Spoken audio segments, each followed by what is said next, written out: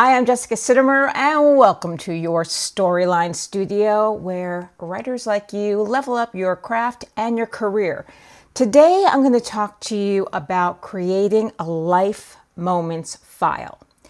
This is for those times that you are feeling stuck as a writer, and you can just reach into them and pull out something from your real life and put it into your characters in some way, shape, or form.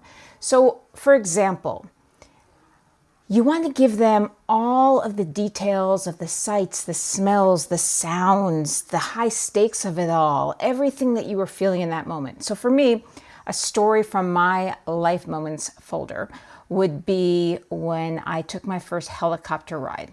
So I was terrified to say the least.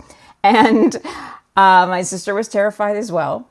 We come from a household where my mother never said no to us in our lives. She just told us every horrific thing that would happen to us if we did what she didn't want us to do.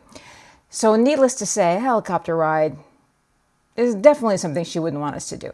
So of course, her voice is in our head, right? And that's something that you can layer into your writing. Who's in your subject's head, your character's head? So here I was in the helicopter. I'm in the front seat, my sister's in the back seat, and the propellers start going. And I'm just thinking to myself, oh gosh, what am I doing? What am I doing? I'm about to have a panic attack. I can feel myself sick. I'm starting to shake. I'm starting to get like that fuzzy feeling in my head. And I turn to my sister, and she is white as a sheet. Her knuckles are so white from squeezing the chair. And we hadn't even left the ground yet. And as the propellers go and start taking us off, I start thinking to myself, oh my gosh, I can sit here for the next 3 hours like that, or I can just let go and enjoy. And luckily, I chose the latter. So what I learned on that helicopter ride was there are 4 different areas of the Big Island. So first we went to the big volcano, and the volcano was incredible. It looked like Mother Nature's like candy shop. It was like caramel and chocolate and all the good gooey stuff in there, right? And bubbling. And then we kept going, and we went off to the side where the lava was spilling into the ocean and creating this incredible scene with the steam coming from it and the clouds in the sky and the water and the colors. It was incredible, like oranges and reds and browns.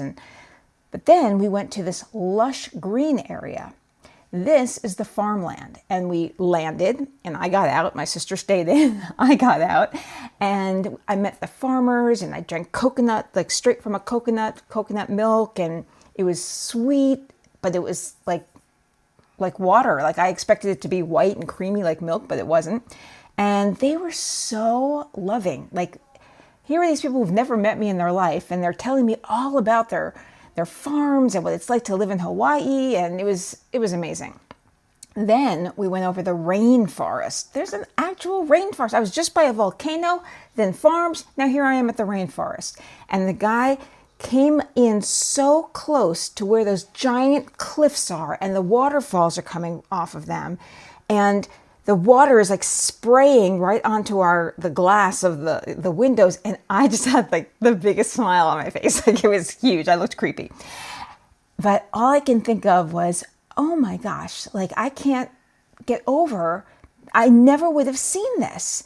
And then slowly but surely we made it to the 4th little area, which we saw pink sand beaches, we saw black sand beaches, and we saw the white sand beach, which is where we were staying. And I just remember thinking to myself after I got, onto the ground, that something in me had changed. I thought, wow, I took a chance and I experienced that. In the meantime, my sister tripped getting out because she was so stiff from holding on, and so she doesn't get injured until she's on the ground. Well, about, 10 years later, I found myself in Alaska. And I wanted to experience everything I could. So I put on that I was going to do a helicopter ride to the top of a glacier to go dog sled riding. And I was there with my best friend. And we got into the helicopter, and we were both in the front seat because there was a bigger helicopter and there were some people in the back seat. And I had the hugest smile on. I had a GoPro on my head. And she's like, look at you. And I was like, what? She's like, I don't know. I guess I would have expected you to be a little more anxious. And I just sat there and I was like, I don't have a bit of anxiety in me at all. Like, I was just so excited for this adventure.